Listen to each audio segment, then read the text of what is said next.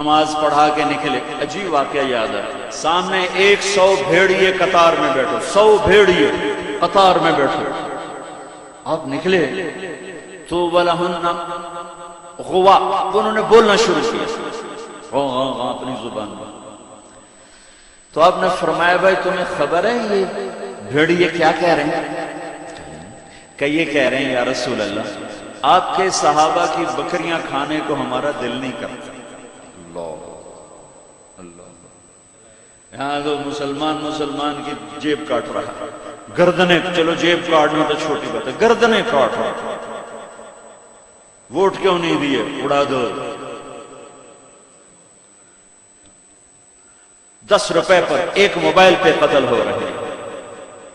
یا رسول اللہ آپ کے صحابہ کی بکریاں کھانے کو ہمارا جی نہیں چاہتا، لیکن ہمارا رزق یہی بکری ہے تو ہم کیا کریں؟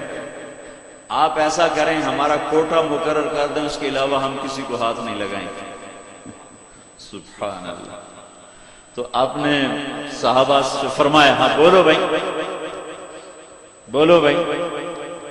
تو وہ صحابہ عرض کرنے گئے یا رسول اللہ بات یہ ہے کہ پلی پلائی بکری دینے کو ہمارا دل نہیں کرتا۔ تو پھر آپ نے کہا اچھا بھائی ایسا کرو، اچھا بھائی میرے صحابہ تم حفاظت کرو، اب بھائی بھیڑیوں کے جماعت تم اپنا داؤ لگا لیا کرو۔ فرجعن ولہن غوا، وہ واپس روتے ہوئے جا رہے تھے کہ یہ کام ہمیں بادل ناخواستہ کرنا پڑے گا۔ اب بھیڑیے پہچان گئے۔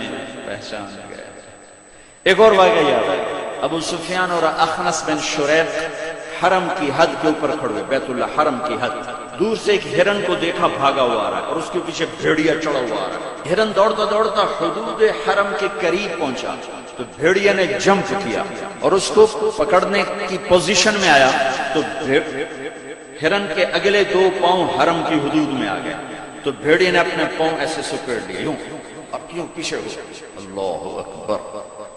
ابو سفیان کہنے لگا واہ عجب، عجیب، یہ بھیڑیوں کو بھی پتا ہے کہ یہ حدود حرم ہے۔ تو ایک دم بھیڑی ایسے سیدھا ہوا کہ وَأَعْجَبُ مِنْ ذَلِكَ، بھیڑیے کو اللہ نے زبان دی، تو نے کہا اور اس سے زیادہ عجیب بات یہ ہے کہ اللہ کا حبیب تمہیں جنت کی طرف بلا رہا ہے، تم جہنم کی طرف جا رہے۔ ابو سفیان کہنے لگے اخنس بن شریق سے ہوئی کسی کو بتانا نہیں تو ساری کلمہ پڑ جائیں گے۔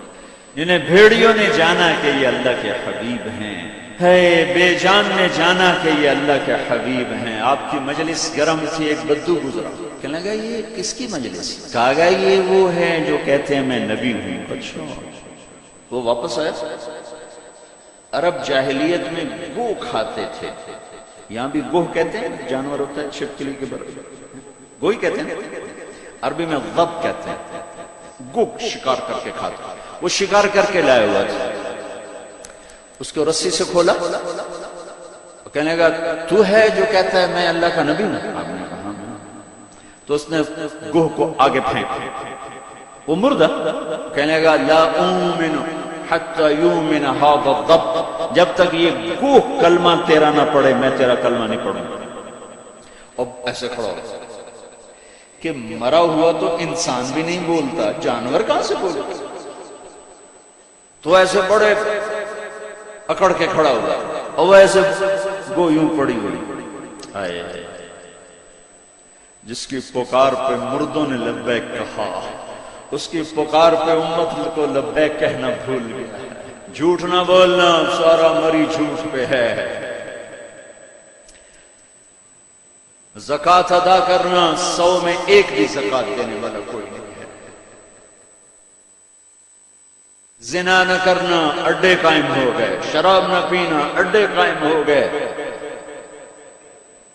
ایک دوسرے پہ تلوار نہ اٹھانا، گردنیں نہ کاٹنا، آپس میں ایک دوسرے کو ذبح کرنے لگ گئے۔